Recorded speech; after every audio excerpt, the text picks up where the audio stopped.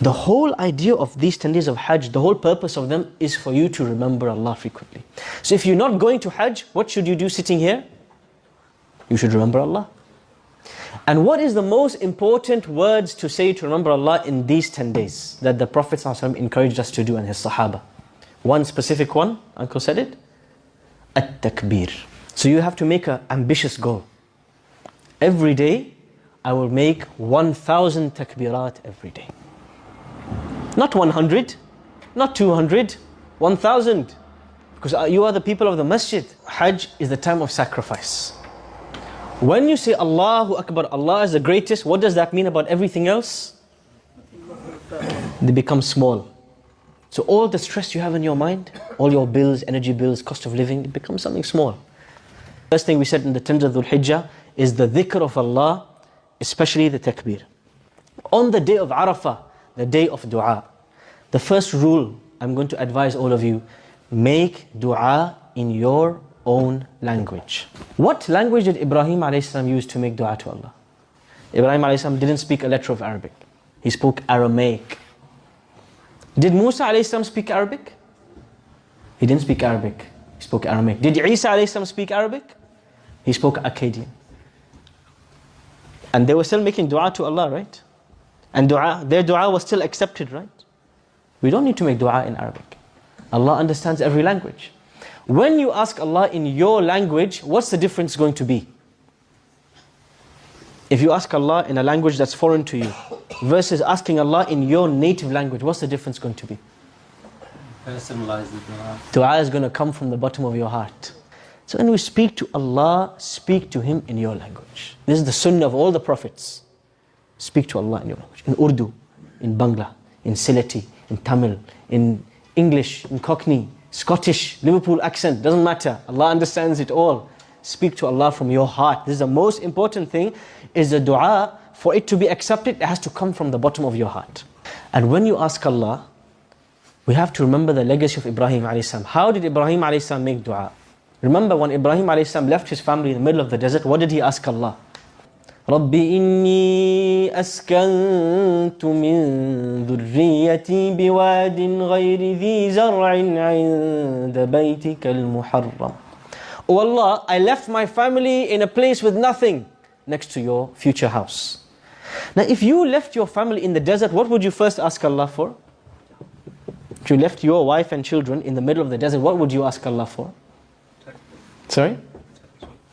Protection. And what else would you ask Allah for? Food, water, survival basically, right? See what does Ibrahim a.s. ask Allah for? This is the best lesson. رَبَّنَا لِيُقِيمُوا الصَّلَاةِ. Oh Allah, make them people who pray salah. فَجَعَلْ أَفْئِدَةً مِّنَ النَّاسِ تَهْوِي إِلَيْهِمْ. And make people love them and want to come and live next to them. Community. وَرْزُقَهُم مِّنَ الثَّمَرَاتِ لَعَلَّهُمْ يَشْكُرُونَ.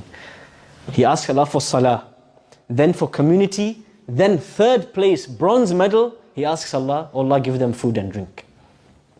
See the priorities of Ibrahim alayhi salam. When we make dua to Allah, we tend to ask Allah, oh Allah, my exam, my promotion, my rizq. We ask Allah for this dunya. The first thing we should ask Allah is for the things that impact our akhirah. And then you ask Allah for the things in this dunya. This is the lesson for Ibrahim. Keep the priorities in check. So when Allah says, مَنْ كَانَ يُرِيدُ حَرْثَ الْآخِرَةِ نَزِدْ لَهُ فِي حَرْثِهِ. Whoever wants what the afterlife has, we will give him more in this dunya. وَمَنْ كَانَ يُرِيدُ حَرْثَ الدُّنْيَا نُؤْتِهِ مِنْهَا وَمَا لَهُ فِي الْآخِرَةِ مِنْ نَصِيبٍ. And if you just want this dunya, we will give it to you, and you'll have nothing in the afterlife. Make dua for your children. That's what Ibrahim a.s. He's not just asking Allah for himself. He's asking Allah, make my children people who pray salah. Make dua for your grandchildren. Even if you don't see them, they're not alive, make dua for them. Because you and me, we have very limited ability. But Allah is the one who guides. So make dua for the afterlife. Make dua in your own language. And pour your heart out to Allah on the day of Arafah. Choose something in these 10 days that you're going to sacrifice for the sake of Allah.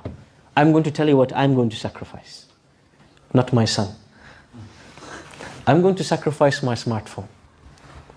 Before Isha time today, this SIM card is going in a Nokia flip phone for 10 days. Because this is the thing that takes most of my time and your time away from Allah subhanahu wa ta'ala. So this is going.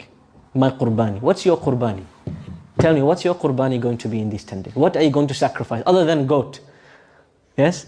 What in your life are you going to sacrifice in these 10 days? The path to becoming close to Allah and becoming from the awliya is qurbani. You have to sacrifice something. You will never reach righteousness until you spend from the things that you love. So you have to tell me, what do you love the most in this dunya? Is it money? Give £1,000 for Allah this Dhul Hijjah. Is it your time? You don't want to give your time to anyone? You're going to do i'tikaf in the masjid for 1 day. 1 day you're just going to give to Allah in the masjid. What do you love the most? You give it for the sake of Allah. This will push you to new heights in your closeness to Allah. Because how did Allah test Ibrahim alayhi salam? Tell me, Allah could have asked Ibrahim alayhi salam to take his own life. But is that the most beloved thing to Ibrahim? He can take his own life, no problem. But what is more beloved to him? The life of his son. Why? What is special about Ibrahim alayhi salam and his son? Who can tell me? Why does Ibrahim alayhi salam have a special love for his children more than any of us here today? Yes? The angels given us asked him to be father when his wife was still very old. How old? Roughly, do anybody know how old was Ibrahim alayhi salam when he had his first child? In his 90s. Imagine you have to wait till age 90 to have a child. How much you're going to love this child? Yes? Because Ibrahim alayhi salam waited. Imagine this situation. This happens today. A woman becomes pregnant. She waits 8.5 months to see the face of this child. And then the child dies in the womb. She has a miscarriage. How upset is this lady? It will take her years to recover from this death. Because she waited. Allah took him away. Ibrahim alayhi salam waited 100 years to see the face of this child. He sees the face of this child. The child grows up. Just before he's a man, Allah says, finish, time up. This is such a huge test. But Ibrahim alayhi salam straight away says, إِذْ قَالَ لَهُ أَسْلِمْ قَالَ أَسْلَمْتُ. Oh Allah, you order, I follow. There's no question. This way we need to reach. Do some sacrifice in these 10 days. The thing you love the most, you waited for the most, try sacrifice for the sake of Allah. And see what you will achieve in terms of your iman.